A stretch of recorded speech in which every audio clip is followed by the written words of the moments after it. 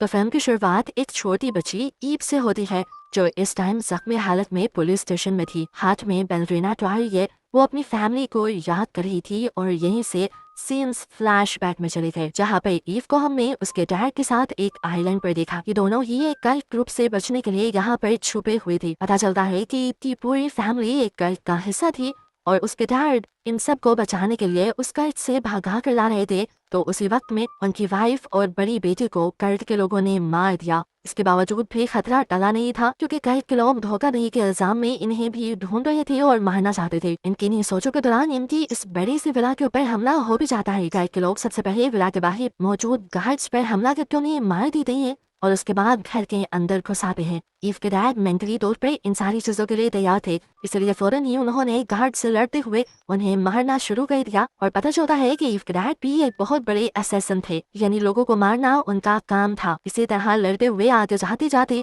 वो रास्ते में धुआं फैला देते हैं जिसकी वजह से कल्ट के लोग इन्हें देख नहीं पाते और जल्दी से ईव के डैड ईव को लेकर एक कमरे में छुप जाते हैं। और तभी यहाँ पर बहुत सारे और कल्ट के लोग भी आ जाते हैं और साथ ही साथ कल्ट का लीडर दी चांसलर भी यहाँ आ जाता है। ईव के डैड एक करके इन सबको मार रहे थे लेकिन कल्ट के लोगों की तादाद बहुत ज्यादा थी और इन सब ने मिलकर आखिर ईव के डैड को पकड़ ही लिया। उसको पकड़ने के बाद दी चांसलर उसके सामने आते हैं और कहते हैं, एक तो तुमने हमारे कल्ट की लड़की से शादी की, उसके बाद हमें ये धोखा दिया, सजा तो तुम्हारी बनती है।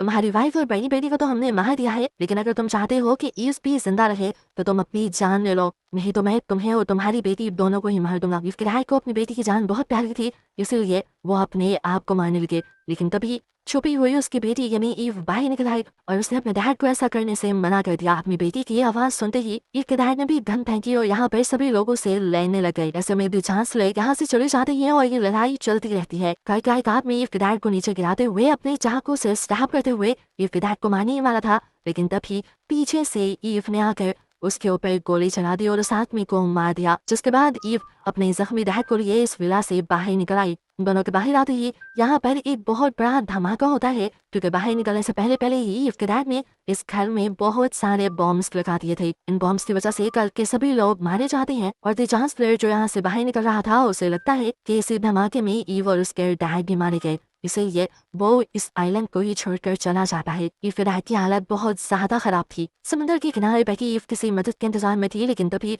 उसके डैड ने उससे माफी मांगी और वो वहीं पर मर गए। काफी वक्त गुजरता है और पुलिस यहाँ पर पहुंच जाती है और जख्मी ईव को देखकर ये लोग पुलिस स्टेशन ले जाते हैं ईव को। ये बिल्कुल वही सीन है जो मूवी के बिल्कुल स्टार्ट में दिखाया गया। यहाँ पर थोड़ी ही देर में एक आदमी आता है जो ईव को बताता है कि मैं तुम्हारे डैड का अंकल हूँ और तुम्हारे डैड एक बहुत अच्छे इंसान थे, वो तुम्हें एक बहुत अच्छी लाइफ देना चाहते थे जिसको देने की जिम्मेदारी अब मेरी है। ये कहते हुए वो ईव को यहाँ से ले जाते हैं और एक थिएटर में लेकर आते हैं जहाँ पर एक टीचर सब बच्चों को बैलरीना डांस सिखा रही थी। और थोड़ी ही देर बाद ईव को यहाँ की डायरेक्टर से मिलवाया जाता है। डायरेक्टर एक अजीब सा सवाल उस आदमी से पूछती है कि क्या ईव को उसके मॉम और डैड के बारे में सब कुछ पता है, तो वो आदमी ना में जवाब देता है और डायरेक्टर ईव को बताती है कि तुम्हारे डैड का पूरा बचपन यहीं पर गुजरा है और मुझे लगता है कि तुम्हें भी यहाँ रहने में मजा आएगा। ईव भी यहाँ रहने को तैयार हो जाती है, जिसके बाद वो आदमी ईव को एक कॉइन देते हुए वहाँ से चला जाता है, ये कहते हुए कि जब भी तुम्हें मेरी मदद की जरूरत होगी तो मैं हमेशा तैयार रहूंगा। इसके बाद ईव यहाँ की टीचर से मिलती है जो ईव को बताती है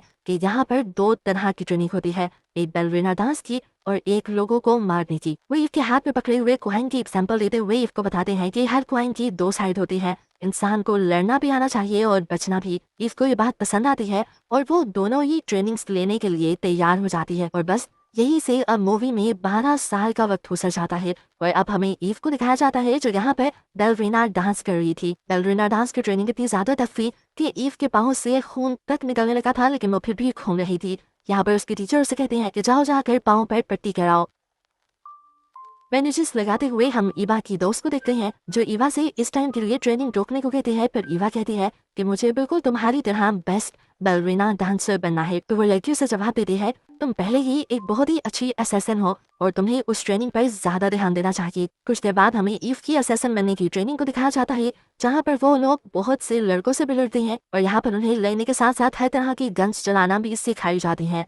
आज ईव को बहुत से लड़कों के साथ लड़ना था, लेकिन ईव हर लड़ाई में हार रही थी। तब उसकी कोच ने उसे कहा कि तुम आज क्या कर रही हो, तो ईव ने जवाब दिया, ये सब मुझसे बहुत ज्यादा ताकतवर है। तो उसकी कोच ने कहा कि तुम्हारी हार की वजह ये नहीं कि तुम कम ताकतवर हो, तुम्हारी हार की वजह यह है कि तुम पहले ही उनको देखकर हार मान चुकी हो और तुम अपने पे यकीन नहीं करोगी। कोच ये बात सुनकर ईव के अंदर एक नया जोश जाग जाता है और वो अपने पर भरोसा करते हुए अपने से कई गुना ज्यादा ताकतवर लड़कों को भी मार गिराती है। उनकी ट्रेनिंग ऐसे ही चलती रहती है और 2 माह गुजर जाते हैं। ईव को पता चलता है कि उसकी बेस्ट फ्रेंड को यहाँ से भेज दिया गया था। वो जाकर डायरेक्टर से इस बारे में बात करती है तो डायरेक्टर बताते हैं कि जो अच्छे असैसिन्स नहीं बन पाते उनको हम बैलरीना डांस की ट्रेनिंग देने के लिए आगे भेज देते हैं। वो तुम्हारी तरह अच्छी असैसिन नहीं थी। तो ईव कहती है कि जो अच्छे असैसिन्स हैं फिर उनको काम क्यों नहीं दिया जाता। मुझे लगता है कि मैं एक अच्छी असैसिन बन गई हूँ और मुझे मेरा काम मिलना चाहिए। डायरेक्टर कहती है तो ठीक है, लेकिन इससे पहले तुम्हें कुछ टेस्ट पास करने होंगे। पहले टेस्ट में हमें दिखाया जाता है कि ईव को एक लड़की के सामने बिठाया गया था। पता चलता है कि उसके सामने बैठी हुई लड़की भी रस्का रोमा की ही एक स्टूडेंट थी, यानी ईव जैसी ही एक लड़की थी जो यहाँ पर ट्रेनिंग ले रही थी। लेकिन उसने फिर कुछ बातें नहीं मानी, इसीलिए उसे ईव के सामने मारने के लिए बिठा दिया गया था। यहाँ पर बेल रिंग होती है और इन दोनों को ही गन तैयार करने को कहा जाता है। ईव इस लड़की से कहीं ज्यादा पहले गन तैयार कर लेती है, लेकिन ईव के अंदर इस लड़की को मारने की हिम्मत नहीं थी। इतने में ही वो लड़की भी अपनी गन तैयार करके ईव पे हमला करने ही वाली होती है। पर उससे पहले ही ईव अपनी हिम्मत दिखाते हुए उस पलों को याद करती है जब उसने अपने डैड को बचाने के लिए एक आदमी को मारा था। बस वही हिम्मत दोबारा जुटाते हुए वो इस लड़की को भी मारकर अपनी जान बचा लेती है। कुछ वक्त गुजरता है और हम रस्का रोमा के अंदर जॉन नामी एक बहुत ही बेहतरीन असैसिन को दिखते हैं। ईव ने भी उसके बारे में बहुत कुछ सुन रखा था, इसलिए वो भी फौरन उसके पास आती है और उससे कहती है आप एक बहुत बड़ा असैसिन है, मुझे भी असैसिन बनने की कोई टिप दें। ईव को देखते हुए जॉन कहता है तुम असैसिन पहले से बन चुकी हो, मैं देख चुका हूँ, लेकिन मेरी बात मानो तो तुम यहाँ से भाग जाओ। ये सुनकर वो जॉन से उल्टा सवाल कर देती है आखिर आप क्यों यहाँ से भागी थी, लेकिन जॉन कोई भी जवाब दिए बगैर यहाँ से चला जाता है। खैर अब कुछ देर बाद हमें दिखाया जाता है कि फाइनली ईव को उसका पहला मिशन मिल चुका था। उसे एक लड़की को बचाना था एक गैंगस्टर से जो उसे मारने के लिए एक क्लब में आ रहा था। ईव को वहां पर किसी भी आदमी को मारना नहीं था, इसलिए उसे रबड़ की बुलेट्स दी जाती हैं। ये मिशन एक तरह का ईव का इम्तिहान भी था। अगर वो उसे पार कर लेती तो एक असैसिन बन जाती। अब ईव उसी बहान में चाहती है और उस लड़की को भी देख लेती है जिसे उसे बचाना था। इससे पहले कि वो लड़की से कुछ कह पाती, वो देखती है कि यहाँ पर वो गैंगस्टर आ गया था, जिसके पास वो जाकर कहती है कि तुम इस लड़की को छोड़ दो, नहीं तो बहुत बुरा होगा। लेकिन वो गैंगस्टर ईव को साइड पर करते हुए उस लड़की के पास चला जाता है और यहाँ पर गैंगस्टर के हाथ में ईव से लड़ने लग जाते हैं। ईव बहुत ही बहादुरी से इनसे लड़ती भी है और अपनी रबर बुलेट से इनको जख्मी भी कर देती है। सभी लोगों को मारने के बाद वो आती है उस गैंगस्टर के पास जो उस लड़की को खींचते हुए इस क्लब से बाहर ले जा रहा था। वो उस लड़की का हाथ खींच लेती है गैंगस्टर के हाथ से, तो यहाँ पर गैंगस्टर और ईव के दरमियान में ही फाइट शुरू हो जाती है। ये गैंगस्टर ईव की सोच से कहीं ज्यादा ताकतवर और प्रोफेशनल था। वो ईव के ऊपर भारी पड़ रहा था, लेकिन फिर ईव ने तेजी से उसे मारना शुरू किया और अपनी रबर बुलेट से भी उसे जख्मी किया और आखिर उसे दीवार के साथ लगाते हुए उसे ईरानी में जिंदा छोड़कर वो इस लड़की को बचाकर यहाँ से ली गई। और ऐसे ईव ने अपना असैसिन बनने का आखिरी टेस्ट भी पास कर लिया। अब फाइनली वो रस्का रोमा की एक असैसिन बन चुकी थी, तो उसकी बॉडी पे भी वही टैटू बना दिया जाता है जो उसकी डैड की बॉडी पर था। इसके बाद कहानी दिखाया जाता है कि ईव ने अपना एक और मिशन कंप्लीट किया था एक आदमी को मारकर। इस लड़ाई में उसे खुद भी एक गोली लगी थी जिसे उसने अपने हाथ से ही निकाल दिया था। जिसके बाद वो जब इस मरे हुए आदमी की फोटो लेकर अपने क्लाइंट को भेजती है तो उसे बहुत सारे पैसे मिल जाते हैं। अब जब वो यहाँ से निकलती है बाहर तो दिखाया जाता है कि ईव पहले इस आदमी के गार्ड से भी लड़ी थी और उसने उन सबको भी मार दिया था। ईव जब अपनी गाड़ी में यहाँ से जा रही थी तो उसका एक्सीडेंट एक कार से हो जाता है, जो कार का आदमी बाहर निकल कर ईव से लड़ने लग जाता है। लेने में ईव आम लोगों से ज्यादा तेज थी, लेकिन सामने वाला भी कोई प्रोफेशनल फाइटर नजर आ रहा था। काफी देर तो उनकी लड़ाई चलती रहती है, लेकिन आखिर ईव फिर इस आदमी को मारने में कामयाब हो जाती है। मारने के बाद वो इस आदमी की हाथ पर एक निशान नोटिस करती है और उसे याद आता है कि बचपन में जिन लोगों ने उसके डैड को मारा था उन सबके हाथों पे भी यही निशान था। आखिर ये कौन लोग थे? ईव के दिमाग में इन लोगों को जानने का तजस्सुस पैदा हो जाता है। वो इस आदमी का हाथ काट कर डायरेक्टर के पास आती है और उनसे पूछती है ये कौन है। डायरेक्टर इस हाथ को देखते हुए ईव से पूछती है कि तुम क्या चाहते हो। ईव बताती है कि इन्हीं लोगों ने मेरे डैड को मारा था और मैं अपने डैड का बदला लेना चाहती हूँ। डायरेक्टर से कहती है मैं नहीं चाहती कि तुम इन लोगों के पीछे जाओ, ये एक कल्ट ग्रुप है और तुम्हारी मॉम भी इसी कल्ट का हिस्सा थी। इस कल्ट के सभी लोग भी हमारी तरह ही असैसिन है और रस्का रोमा की और उस कल्ट ग्रुप की डील है कि ना रस्का रोमा के असैसिन उनके असैसिन्स को मारेंगे और ना ही उस कल्ट के असैसिन इन लोगों को नुकसान पहुंचाएंगे। अब ईव यहाँ से कुछ भी कहे बगैर चली जाती है एक होटल में, जहाँ पर वही मूवी के स्टार्ट में दिखाया जाने वाला आदमी था जो ईव को रस्का रोमा तक लेकर आया था। वो इस आदमी से कल्ट के बारे में जानना चाहती थी, लेकिन वो आदमी कहता है कि तुम ऐसा मत करो, वो लोग बहुत ज्यादा खतरनाक हैं। तो ईव अब इस आदमी को इसका कॉइन वापस देते हुए कहती है कि मुझे आपकी मदद की जरूरत है। जैसा कि इस आदमी ने वादा किया था कि ईव को जब भी उसकी मदद की जरूरत होगी तो वो उसकी मदद जरूर करेगा। अब क्योंकि ये वक्त आ गया था तो वो आदमी भी ईव की मदद करने को रेडी हो जाता है और एक कॉल करके किसी आदमी का बाहर डेटा निकाल के ईव को देता है। वो बताता है कि ये आदमी दी चांसलर यानी उस कल्ट के लीडर का बेटा है और उसका नाम है डैनियल। आज डैनियल इसी होटल में ठहरा है। तुम उससे बात करके उसके डैड का और उसके कल्ट का पता चला सकती हो। अब पता चलता है कि डैनियल को मारने के लिए भी किसी ने बाउंड्री दी थी, वो भी $4 लाख की, और उसे मारने के लिए ही बहुत सारे असैसिन्स इसी होटल के अंदर छुपे हुए थे, जिनमें एक लीना नाम की लड़की भी थी। अब ईव पीछे के रास्ते से होते हुए डैनियल के कमरे के अंदर चली जाती है। डैनियल उसे दिखते ही गन तान देता है, लेकिन ईव उसे बताती है कि मैं तुम्हें यहाँ मारने के लिए नहीं आई हूँ, मुझे बस तुमसे तुम्हारे डैड को पता चलाना है, क्योंकि तुम्हारे डैड ने मेरे डैड को मरवाया था और मैं उनसे उनका बदला लेना चाहती हूँ। यहाँ पर डैनियल भी उसे बताता है कि मेरे डैड एक कल्ट का हिस्सा है और मैं भी उन्हीं के कल्ट से दूर भाग रहा हूँ, इसलिए मुझे मारने के लिए बहुत से लोग मेरे पीछे भी पड़े हैं, लेकिन मैं बस आजाद अपनी बेटी के साथ जिंदगी गुजारना चाहता हूँ।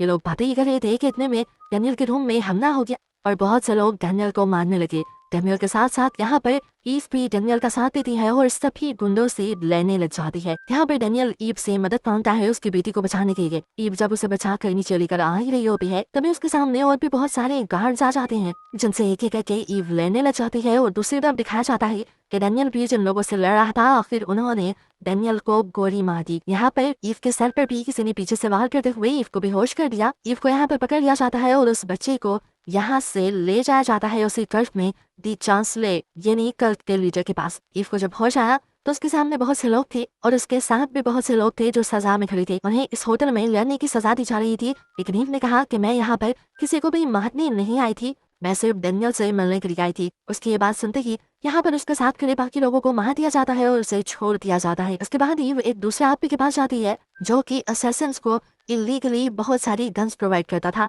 वो जानती थी कि यह आदमी कल्ट के बारे में जानता होगा, लेकिन इस आदमी ने उसे कल्ट के बारे में कुछ नहीं बताया। ईव यहाँ पर अभी वेपन से देख रही थी कि यहाँ पे बहुत से लोगों का हमला हो गया और ये कल्ट के ही लोग थे। ईव यहाँ पर अपने आप को बचाने के लिए कल्ट के लोगों पर ग्रेनेड से हमला करके सभी को बम के सगे उड़ा देती है। इस सारे हमले में ईव और वो आदमी जिसका ये वेपन स्टोर था वो बच जाते हैं। पता चलता है कि वेपन स्टोर का ऑनर भी उस कल्ट से नफरत करता था और उस कल्ट को मारना चाहता था, लेकिन वो उस कल्ट से डरता भी था। पर ईव का चश्मा देखते हुए वो ईव को उस कल्ट की लोकेशन बता देता है और ईव भी बिना वजह किए वहां के लिए निकल जाती है।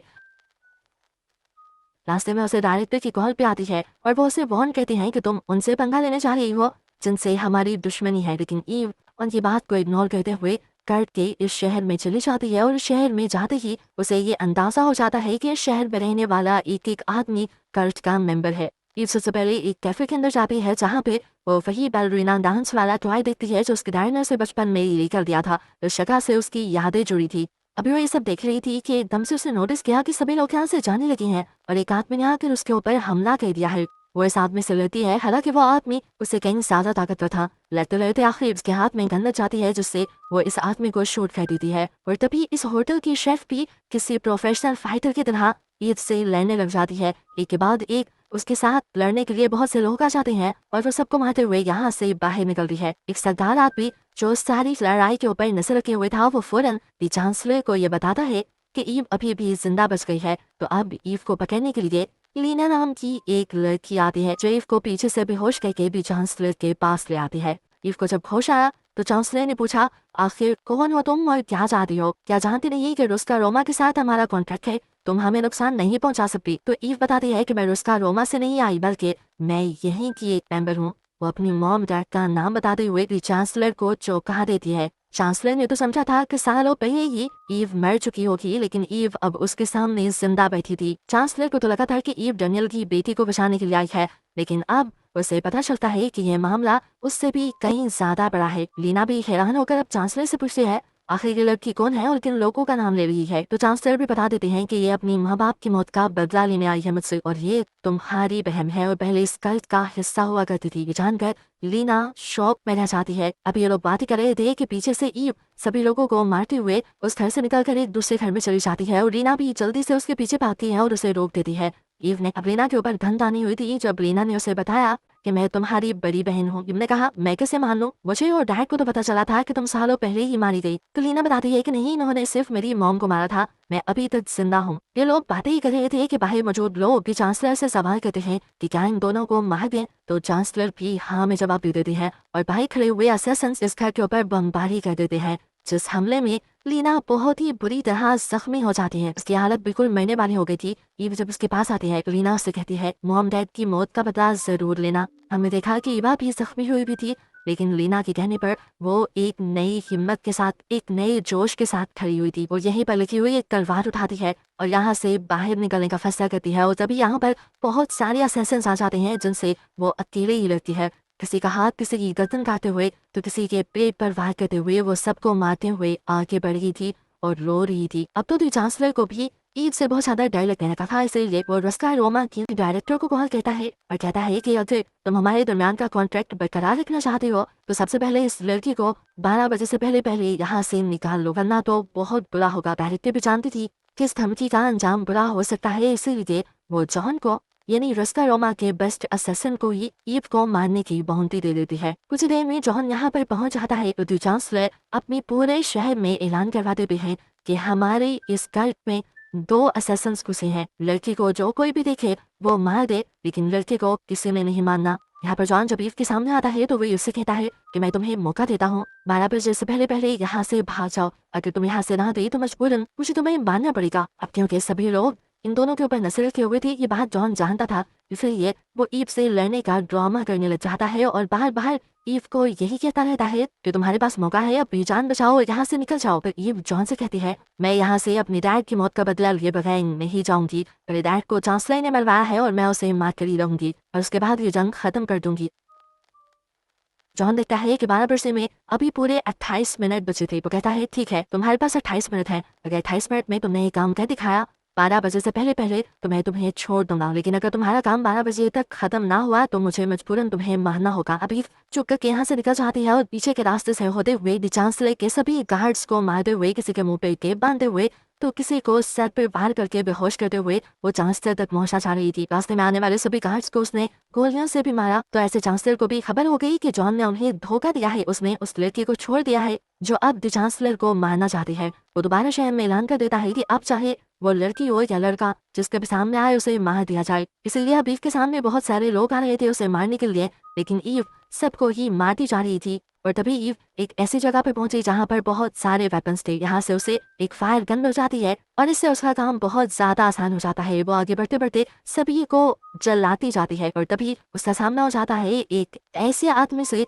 जिसके पास भी सेम फायर गन थी। इससे पहले कि वो उसे फायर गन से मार देता, ईव अपने आप को बचाने के लिए पीछे बनी एक बिल्डिंग के अंदर कांच तोड़ते हुए जंप कर देती है और यहाँ उसके हाथ लग जाती है फायर ब्रिगेड की पाइपलाइन, जिसके प्रेशर से वो सामने वाले असैसिन को गिरा देती है और उसके वेपन की आग भी सारी खत्म कर देती है। आखिर में ईव की फायर ब्रिगेड का पानी भी खत्म हो जाता है, वो भी नीचे गिर जाती है। तो अब वो आदमी आकर दोबारा ईव को मारने की कोशिश करता है, लेकिन ईव को बचाने के लिए दूसरी तरफ से जॉन उसके हाथ में मौजूद फायर गन के ऊपर ही बंदूक चला देता है, जिससे वो फायर गन किसी बॉम्ब की तरह फट जाती है और वो आदमी मर जाता है और ईव बच जाती है। ईव जानती थी ये जॉन ने किया था, इसलिए ईव उसे इशारा करके शुक्रिया भी कहती है। अब चांसलर को पता चल गया था कि उसका बचना मुश्किल ही नहीं नामुमकिन है, इसलिए वो अपने बेटी को लेकर यहाँ से निकलने की कोशिश करता है। लेकिन इससे पहले कि वो शहर से गाड़ी को बाहर ले जा पाता, ईव उसकी गाड़ी के सामने आ जाती है और ड्राइवर को शूट करते हुए ये गाड़ी रुकवा लेती है। अब वो चांसलर को बाहर निकलने को कहती है। चांसलर भी बाहर निकल जाता है और वो चांसलर को बताती है कि मैंने तुम्हारे सभी लोगों को मार दिया है, उसके बाद मैं तुम्हारे अलावा किसी को मारना नहीं चाहता। जॉन देखता है कि 12 बजे में सिर्फ 2 ही मिनट थे और अब उसे लग रहा था कि उसे मजबूरन ईव को मारना पड़ेगा, लेकिन उससे पहले ही ईव चांसलर के ऊपर गोली चढ़ाकर उसे मार देती है। 12 बजते ही डायरेक्टर की कॉल आती है जॉन के पास और वो पूछती है क्या तुमने ईव को मार दिया? तो जॉन कहता है मुझे उसकी जरूरत ही नहीं पड़ी, चूंकि जंग खत्म हो गई है, ईव ने चांसलर को ही मार दिया है। हम देखते हैं कि ईव डैनियल की बेटी को लेकर यहाँ से चली जाती है और अब कुछ अरसे बाद का वक्त दिखाया जाता है। मूवी में ट्विस्ट रिवील होता है कि डैनियल अभी भी जिंदा था, जिसके पास अब ईव ने उसकी बेटी को छोड़ दिया था और इस तरह उसने डैनियल से किया अपना वादा पूरा किया था उसकी बेटी को बचाकर। जिसके बाद ईव को हमें कुछ दिन बाद एक बैलरीना हॉल में दिखाया जाता है। यहाँ पर उसकी बचपन की दोस्त बैलरीना डांस करने वाली थी, जिसे वो देखने के लिए आई थी। यहाँ पर बैठे सभी असैसिन्स के पास एक मैसेज आता है कि ईव को मारने के लिए एक बहुत बड़ी बाउंड्री भी है। ये मैसेज ईव के पास भी आ चुका था, इसलिए ईव चुप करके यहाँ से निकल जाती है और मूवी ये इसी मिस्ट्री के साथ खत्म हो जाती है कि क्या ईव जिंदा बच भी पाएगी या नहीं।